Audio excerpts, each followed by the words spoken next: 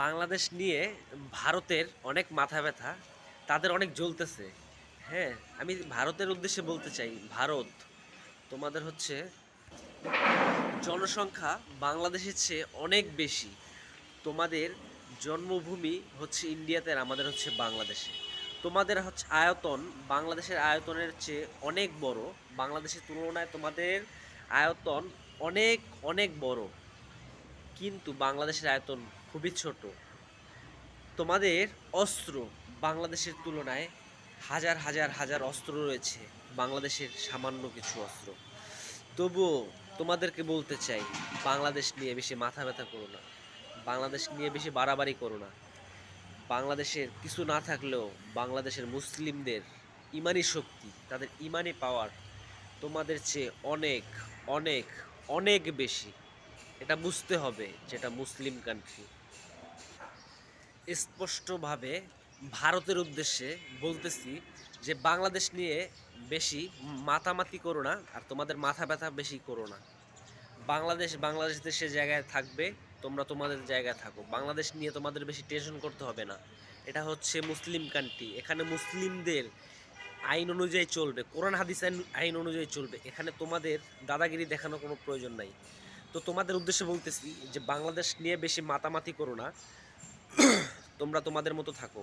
যদি বেশি মাতামাতি করো, বাংলাদেশের মুসলিমদের যে ইমানি শক্তি আছে সেটা কিন্তু চুল পরিমাণ তোমাদেরকে সারে কথা বলবে না। বাংলাদেশের মুসলিম কান্ট্রি, বাংলাদেশের মুসলিম মানুষ, জনগণ, তাই তোমাদের উদ্দেশ্যে বলতেছি যে তোমরা যেভাবে আছো সেভাবে থাকো। বাংলাদেশের মুসলিমদের নিয়ে তোমাদের বেশি মাথামাতি করো না, মাথা ব্যথা করো না। বাংলাদেশের মুসলিমদের নিয়ে তোমরা কোনো খারাপ নৈতিকতার আচরণ করো না, কারণ ইমানি শক্তি একদিন মুসলিমদের বিজয় এনে দিয়েছিল।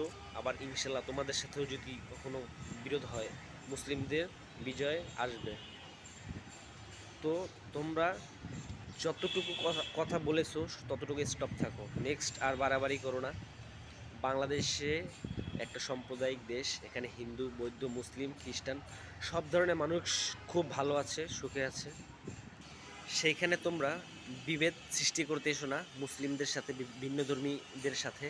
তো এখানে সব ধর্মীরাই খুব সুখে শান্তিতে আছে। তোমাদের এখানে বাংলাদেশ নিয়ে বেশি মাথা মাথা ব্যথা নিয়ে এসো না। তোমরা তোমাদের মতো থাকো, বাংলাদেশ বাংলাদেশের মতো থাকতে দাও। যদি নেক্সট কোনো সময় এই রকমের খারাপ বিবৃতি আচরণ করো, ইনশাল্লাহ চুল পরিমাণ ইমান যতক্ষণ থাকবে, যতদিন জীবিত থাকবো, ইমান যতদিন থাকবে ততদিন তোমাদের ছেড়ে দেওয়া হবে না। মুসলিমদের উপর যে নির্যাতন করেছো সেগুলো কিন্তু মুসলিমরা এখনও মনে রেখেছে। তো সেই কথাই বলতেছিলাম যে বাংলাদেশ নিয়ে তোমরা আর বেশি লাফালাফি মাথা ব্যথা নিয়ে টেনশন করো না। তোমরা তোমাদের মতো থাকো, বাংলাদেশ মুসলিম কান্ট্রি, তাদেরকে মুসলিম কান্ট্রি হিসেবে থাকতে দাও।